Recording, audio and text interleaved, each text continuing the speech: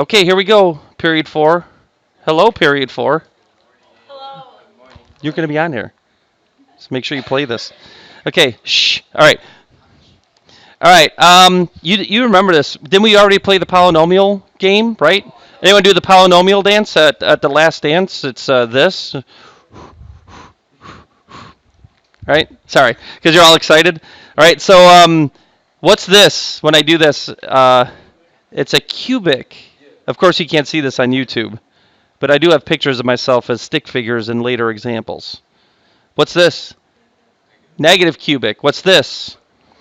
Well, it could be more, though. All these are wrong. Let's go back to the cubic. It could be x to the third, positive x to the third, or positive what? X to the fifth, or seventh, or ninth. And we've talked about this all year long. So these notes are probably old. I do believe in Math 3 and Math 2, they over-explain this. And then now I've seen, as the years go by, students are more prepared than they have been in the past, so I don't think we have to cover this as long. But what you might want to take a note to self is take a couple of these, not all four. You know, the idea of the limit statements. And what this means is, this is really what this means. You used to have a document that made students read to discover this. Are you texting right there? Let me have that hand up in the air, sir. Looks suspicious. Okay. All right. No, yeah. Okay. All right. That's fine. Okay. Just looked like you were texting. Get a little animosity here. All right. Limit of f of x means approaching y. So what does y approach as x approaches infinity? And why the word approach? Can you get to the largest number that ever exists? Yes or no? No. So someone said yes. No. All right. Now, so here's what, we plug in x's. So this means as I plug in x's, big x's, where do the y's go? Where do those y's go? They go off into infinity. So that's what these statements mean, and hopefully you've always understood this. This is what your math teacher has tried to explain to you for years. And then as I plug in big negative x's, where does the y go? Well, off to positive infinity. So just knowing these statements, knowing how to write them, we'll write them later. Okay, and then this is the opposite. As I go off into infinity for x, these y's go off to negative infinity in both cases. All right? And then the polynomial dance, we're going to speed this up because I think you really are really prepared for this compared to, what's happened in the years past. As I plug in a big x value, these y's take off and go to positive infinity. Approach is the word for limits. All right, and then as x goes off to negative infinity, y goes off to negative infinity. All right, and then it gets switched when we have a negative x to the third. So back in the day, I had an idea of, I'm going to plug in the graphing calculator, show the students the pictures, then we can analyze this limit statement. So I believe back in the day, this was the first time they saw those statements. Algebra 2, we just said, as x goes to infinity, what does y go off to? That little Algebra 2 statement up there. And some books still do that. You will write it as limit statements, which says the exact same thing. Certainly not the first time you've seen limit statements, and you've actually been asked to write them in my class already too. So, all right, just knowing an x to the fourth, why is this not special? Why is there not more curves in there? Because I just did a little y equals x to the fourth. I didn't have anything else with it. All right, so it does look like a parabola. If I put more stuff in there, then you get the roller coaster look, okay? X cubed, x squared, x constant, it does change that thing. But it doesn't change the end behavior. The end behavior mirrors what happens with x squared, and that's why I did that polynomial dance up here.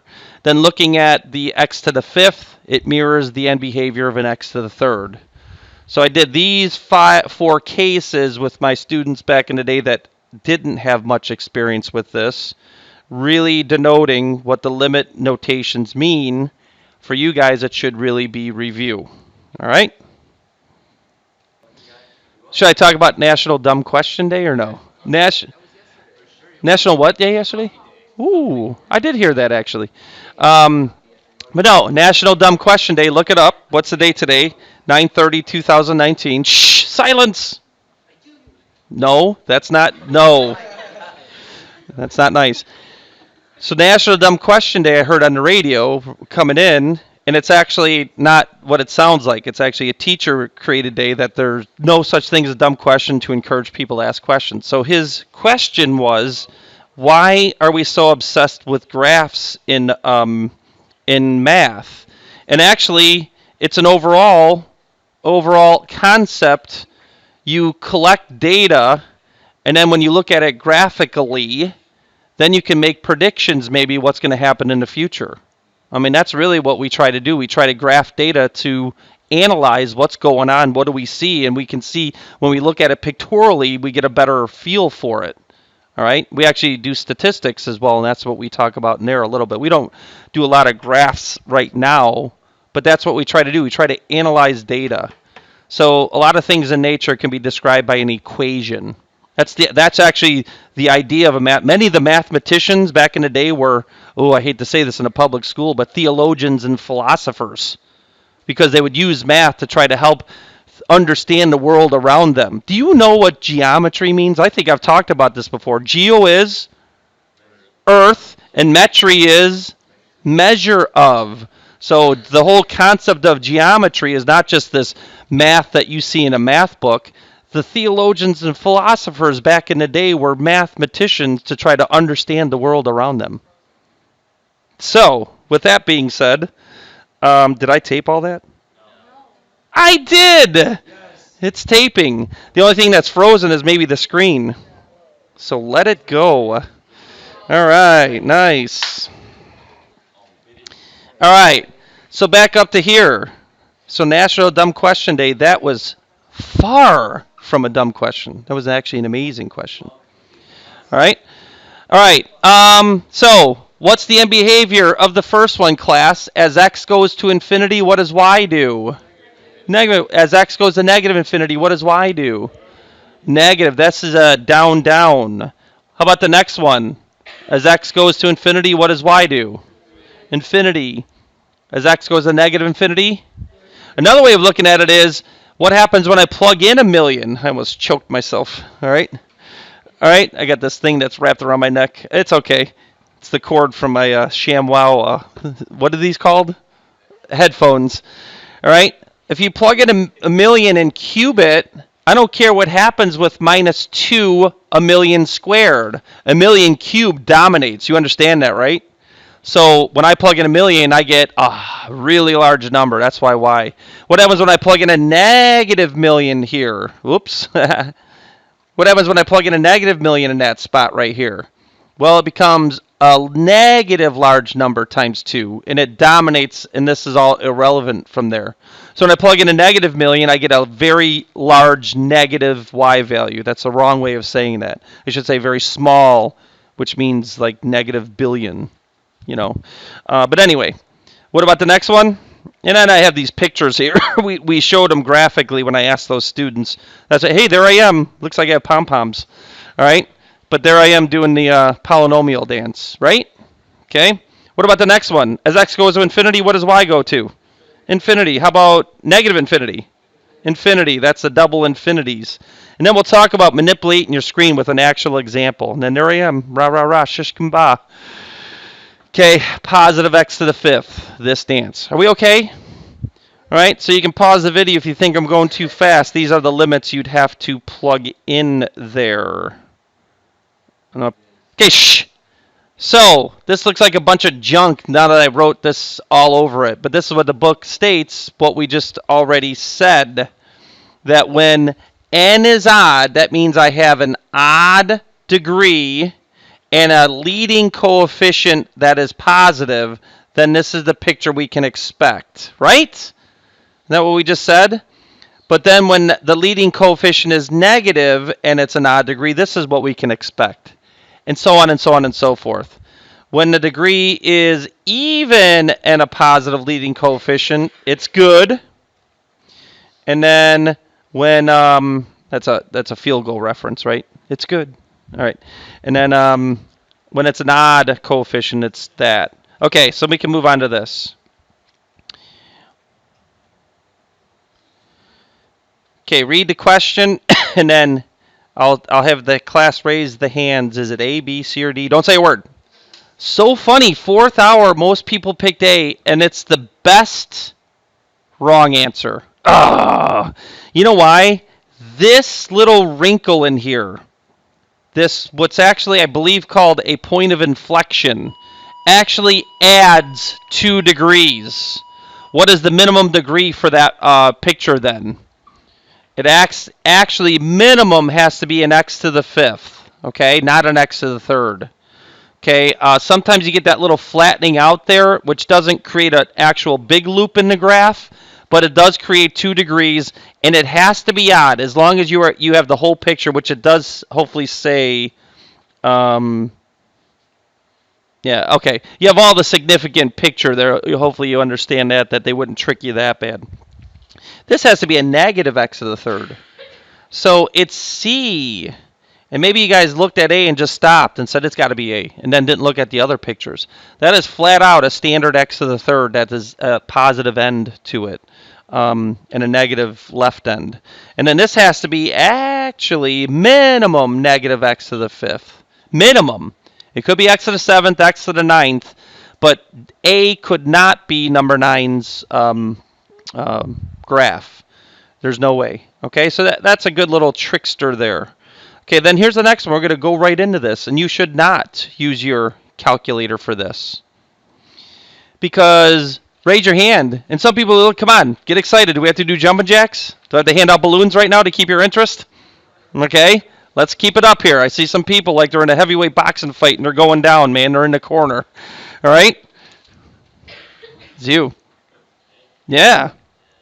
Yeah, I know. I was right. Okay, so what do you know about this? Someone want to talk to me about this? We'll turn off the computer for a second, or the move. So we had a student say, yes, I know the x-intercepts. I said, let's list them as zeros first. Why these are called zeros? It's because when I plug in 0 for y, these x values give me 0 on this right side. I know you probably feel like I said that weird. Let's just say it this way. When you plug in 0 for y, these are the solutions for x. And then those turn into x-intercepts. We're actually going to have a big thing about synonyms with what zeros are, which also could be called roots. How many people have heard the word roots before? Maybe said a little bit different than I say it.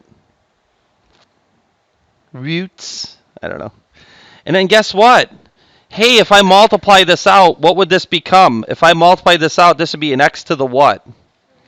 3rd. And actually, it would literally be 1x to the 3rd plus ...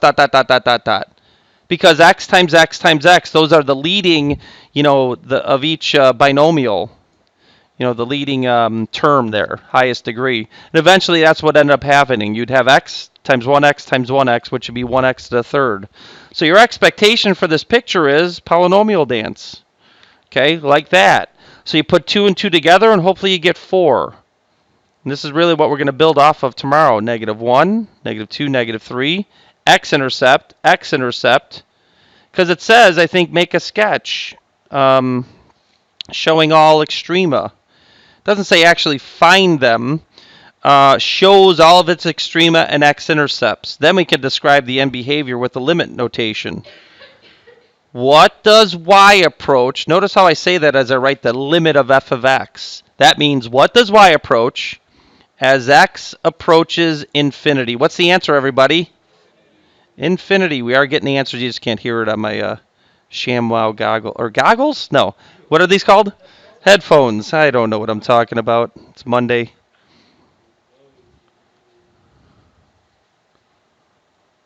And then what's that answer? As x approaches negative infinity. I just got to make sure you're paying attention. This is why I call you out. Because if you're sitting there like licking the walls in the back of the room during my lesson, and then you go home and complain to mom and dad or parent or guardian, whatever you got, it's just ridiculous. Do listen. I'm going above what the question asks. The question for this just asks, graph the function in a viewing window, so that implies your graphing calculator, that shows all of its extrema and x-intercepts. Then describe the end behavior using limits. Well, we already know, and I think the book is just trying to get you to see, We already know what the limits are. We already should know what happens. What should happen? Should it be this? I'm doing my polynomial dance. A, B, C, D. Which one was it? We should see C. We should definitely see this. Woo! Something like along those lines. So what the point is they're trying to get you to make sure you see that. So go ahead and type that in your graph and calculator on the Y1 screen. And then just for giggles, you can type Y2 equals 0 because we know how to find zeros. We've done this. Not just shows, we could find this. We could find those. And we could actually find these. And I'm not going to find them all. I might find a couple. Okay, I might find one x-intercept and I might find one extrema. Because we've already done this. And I'm worried about those on the test that we're not able to do that. Either you had a mistype on the graphing calculator, or you're just using the trace button and you're trying to get a close thing, and that's not good enough. Okay, so I think that's good enough. You could see it here. And then this is what I said. Put y2 equals 0 because I'm also going to find an x-intercept, one of them, just to review. By the way, if I start to find an x-intercept, what am I going to type on my calculator? What feature, since I have y2 equals 0? Intersect is correct. It makes me infinitely sad when people use intersect and they don't put y2 equals 0. What are you going to intersect? You don't have two graphs, right? And this is where the common sense comes in, and we got to think. Be beyond of what did he tell me to do? What were the steps? No. Okay, so zoom. I'm going to zoom standard on purpose because this is probably what you saw right off the bat. Zoom standard goes 10 to negative 10, 10 to negative 10. And you're lucky. You're probably lucky you even see this little part up here. I don't know if you could see my cursor, me pointing to this. Sometimes you don't see anything. I could be a jerk, and in Zoom Standard, the graph is so large it doesn't have anything on 10 to negative 10. All right? But what you got to do is be able to see how this is a part of this picture. And then we got to fill in the parts in our brain and know how to use our window appropriately. So I wish I could pull this screen, but I can't. Not at least it doesn't go in a good spot in this ridiculous program. I don't like this program for note taking. It's very restrictive. But hopefully you understand that you have a big loop up here. I don't know if anyone can see my pointer going across here, and then that little loop down at the bottom is connected somewhere. So I'm not gonna hit zoom whatever. Zoom fit, zoom. I never liked those. I like thinking. I don't have to change the x's. I think I have everything I need there. I do have to change the y's, and it's a guess and check. I have to expand my y's, and I'm going to make them larger and see if that's large enough, and it may very well not be. I found out first hour, though, it was. And then you get a nice picture from that for that. Negative 50 to 50 for y. I expanded that picture, and now I see all of my extrema and all of my x-intercepts. Hey! What do you know about two of the x-intercepts? Wrong way of saying that. What do you know about two of the zeros, which appear to not be x-intercepts? What do you know about those two zeros? They're imaginary. Guy in the back. Nice. You guys remember that? So these two that did not end up crossing the x-axis would be imaginary zeros. That's something we're going to go through further. You've done that, right? Okay, so again, more review. I know you don't like hearing that. All right, and then second, calculate. I'm going to first find a 0, but do I hit 0? What do I hit? Intersect, because I put y2 equals 0, and it's a lot faster and easier. And all I have to do is get close. My computer / calculator is very slow moving. Okay, that's close enough. And then I hit enter once, twice, 3 times a lady. Intersection. Hey, 1.5 or 859. I did old dyslexia there. 1.8598. What does that feel like? Doesn't that feel irrational? Yeah, it does. All right. And then the other one, you could find it by just hitting second intersect. And then going over to this one, arrowing over. This is unacceptable. Fumble! Oh, man. Are you okay over there, sir? All right. Maximum. You can tell people, hey, that was me that fumbled. I'm on YouTube. Okay. Okay, so I hit maximum. If that fumble scared you, I hit maximum, and this is how you do it. You don't just trace until you get close. You'll get marked wrong for that forever. Left bound, and then right bound, and then enter, and then that gives you the maximum in that little spot. So these are things we've already talked about and showed you on the graphing calculator how to do this stuff. So it would be good. Look at the directions again. It did not say to do that. It just said, draw it and show all these, and then you could go ahead and put the picture down, just like I put this one. Sorry. But the limits should have been done real easily. What's this first one? Those that are still paying attention.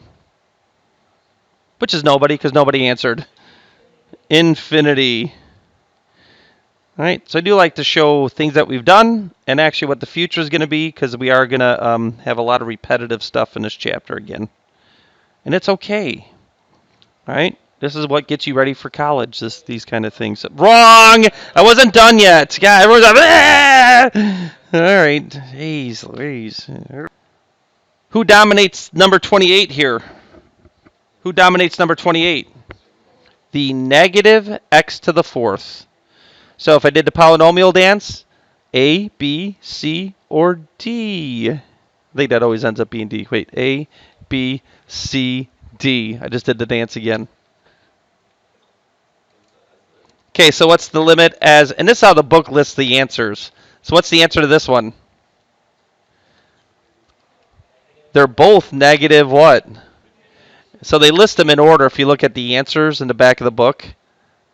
And then that's how it works on the multiple choice section of a quiz or a test. It'll list them respectively. What are the answers? So be careful on that. All right? All right, and then the last one. Hey, guess what we're going to teach today? What do you think when it says find the zeros algebraically? We're going to factor again. Here we go, you people that still can't factor. We're going to go right to this for those that can factor. What is the only thing that could equal 3x squared when you multiply them? 3x and 1x. Now, this is why I would still do this. Minus 4 has limited options, and all I have to do is get them in the right spot to make the O and the I of FOIL work. What multiplies a negative 4? What two numbers? Because that's what's going to go here for last. This is first of FOIL. I'll erase this. This is last of FOIL. What are the numbers? 1 and 4, one of them being negative, right? Or 2 and 2. 2 and negative 2, I should say. One of them being negative. Which one is it? 1, 4? Or 2, negative 2? Which one is it? 1, negative 4, negative 1, 4? Or is it 2, negative 2? I heard some people on their deathbed go, negative 2 and 2. Which one goes first, the negative 2 or the positive 2? It is negative 2. It's the same guy who answered the question before. What did you answer before? Oh, the imaginary solutions. Let's check if he's right. What's 3x times 2, everybody?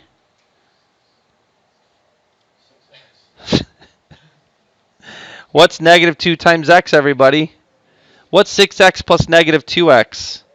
4x. See, you get caught in these little tricks on how to factor, and you write an answer that makes absolutely no sense. None whatsoever. Okay, fine, I'll do the long way. The long way is, not to confuse you, but this is your trick. This is a trick. You take 3 times negative 4, which is negative 12, right? Right. For those that don't like what I just did here, then a equals 4. What two numbers multiply to negative 12 and add to 4? It's negative 2 and positive 6. Well, here's the first thing that people do. They think that's the answer. Could that possibly be the answer for this factorization? What's x times x, everybody? Is that x squared? What's negative 2 times 6? Is that negative 12? No. Arrgh. All right. 3x squared. And then, we said it was negative 2 and 6. I would rather write negative 2 first and then 6 second. It would kind of make me sad that if we had to use this method in order to do this factoring, but some people it's like a blanket, right? A nice little soft blanket that we're secure and feel nice.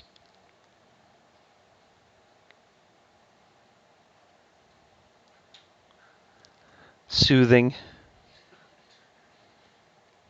And then you pull out the 3x. But is that what the question is? Oh, my shoulder just cracked. Find the zeros, which means you plug in 0 for x. And then really how you're supposed to list the zeros are like this. They are 2/3, and the other 0 is -2.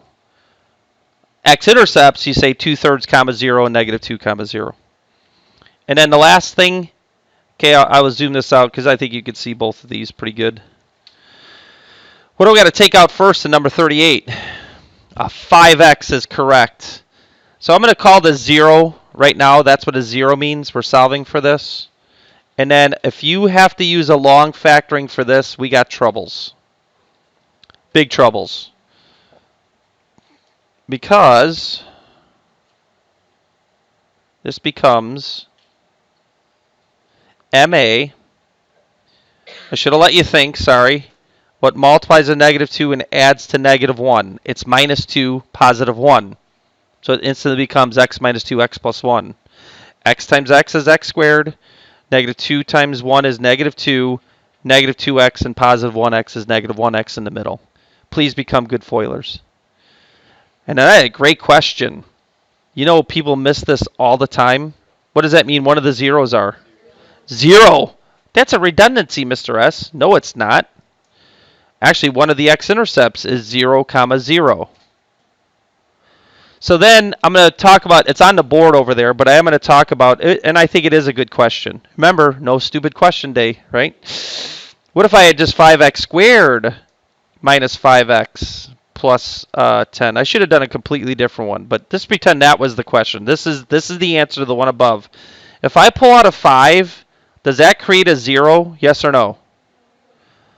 The answer is actually no. Did I do this right? What did I do wrong? Oh, there's 2 minuses. I don't think that's factorable, what I just put there. Which should actually be like not imaginary solutions necessary, but it wouldn't be factorable solutions. When I do this and I set this equal to 0, first of all, does 5 equal 0? True or false? So there's another reason. This doesn't create a 0. This could actually be divided by both sides to get rid of it. Not x. Oops, sorry. Sorry.